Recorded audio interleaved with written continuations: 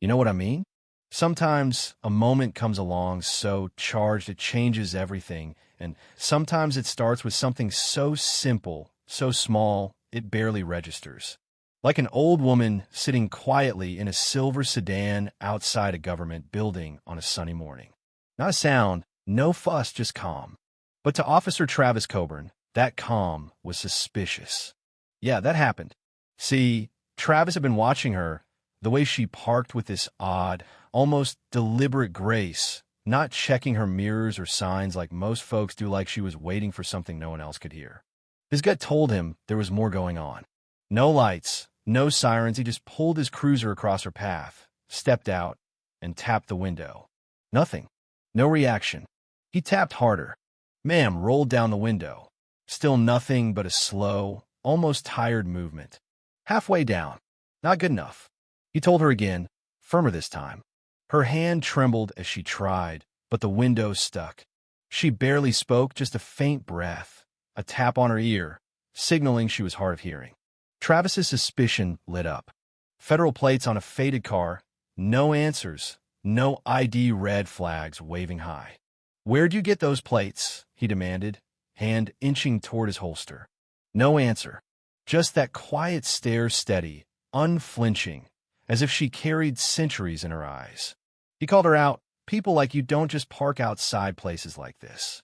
The words cut deeper than any shout, dripping with meaning he didn't fully grasp. But she didn't flinch, didn't react, just looked back, calm as stone. That was when things broke loose. Literally. Without warning, Travis snapped, baton swinging, glass cracking, shards raining down like slow-motion bullets. A thin line of blood traced her cheek, dark and alive, but still, she said nothing. No cry, no fight, just a quiet recognition of pain, as if she'd been waiting for this moment her whole life. There was a gold ring on her finger, old, worn, with a strange symbol that caught the sun like a secret no one wanted to understand. Travis noticed, but ignored it, his rage feeding on the mystery. He shut off his body cam. Technical issues, he told himself, because what came next wasn't supposed to be recorded. People started gathering. A teenager raised his phone, recording everything without words, just the silent witness of a generation fed up with silence. An old veteran shouted, "What the hell is wrong with you?" and got shoved to the ground. A woman calmly filmed, defying Travis's warnings. The scene grew heavy with tension, not from chaos, but from the weight of unspoken history. The woman, Lorraine Mitchell, bleeding, dignified, sat as a monument to endurance. Her blood, her silence, her very presence spoke louder than any protest. Travis called for backup, his voice steady but hollow.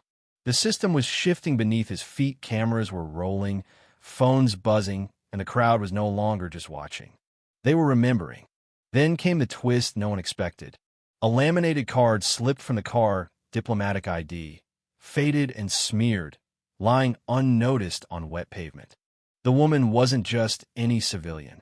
She was Lorraine Mitchell, former special counsel for civil protections, advisor on federal surveillance, and mother of the sitting U.S. Attorney General. Suddenly, this wasn't just police brutality. It was a scandal, a reckoning. The video went viral. Hashtags like Purple Lady flooded social media, not for spectacle, but for truth. Newsrooms scrambled, officials denied, but the footage spoke. The public saw not just a woman, but a symbol of justice, of silence, of the deep fractures in a system built to hide what it fears most: recognition. Inside the precinct, things fell apart. Officers called in sick, leaving half-empty desks, flickering lights, and a silence heavier than any badge. Travis found himself alone, stripped of support, abandoned by the brotherhood he once counted on. The police chief vanished quietly amid leaked complaints about racial profiling and cover-ups. The department became a husk, functional, yes, but hollow. Meanwhile, Lorraine's name surfaced in whispers and leaks, a ghost in federal archives, her records sealed or erased, protected by layers of secrecy nobody dared breach. Even facial recognition systems purged her image. She had been someone who never should have been touched, a woman whose power lay not in status, but in the dignity that refused to be crushed. Her daughter, the Attorney General, did not wail or demand retribution. She listened. She spoke quietly, reminding all that justice isn't about spectacle, it's about steady, hard work to change the system. And the country responded. Purple became the color of memory and resistance scarves, ribbons, entire blocks awash in lavender. Thousands gathered, silent but united, standing with Lorraine, standing for a future where no one would bleed unnoticed. The real voice came from a 12-year-old girl named Amira James, the one who filmed it all, who testified simply and honestly before a hearing. She didn't talk law or procedure, just what she saw: a lady sitting still, glass breaking, blood flowing, and no one doing the right thing. I hope one day I grow up where I don't have to film things like that again, she said. And that hope echoed like thunder. The system, exposed, could no longer hide. Officers stepped down, complaints leaked, and investigations began into a culture that trained men like Travis to see threats where there were none, that labeled silence as defiance, history as hostility. But change is slow. The city council quietly voted on the chief's fate while the precinct emptied out, becoming a mausoleum for the voices lost and forgotten. Lorraine Mitchell didn't need to be remembered. She simply refused to be erased.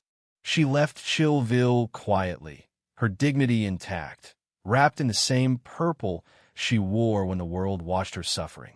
The bloodstain on her blouse was gone, but the memory lingered like breath in a closed room. At the end of the day, it wasn't about violence or power, it was about recognition. Seeing the person behind the uniform, the silence behind the defiance. And now, years later, law students debate the question that still haunts the nation. When does suspicion become injustice? When does force erase a human being? And in that question lies the future, not a quick fix, but a reckoning with what it means to truly see another person. So what do you think, folks? Was justice served? Or did the system just change its shape to keep hiding? Share your thoughts, because silence only holds so long before it breaks.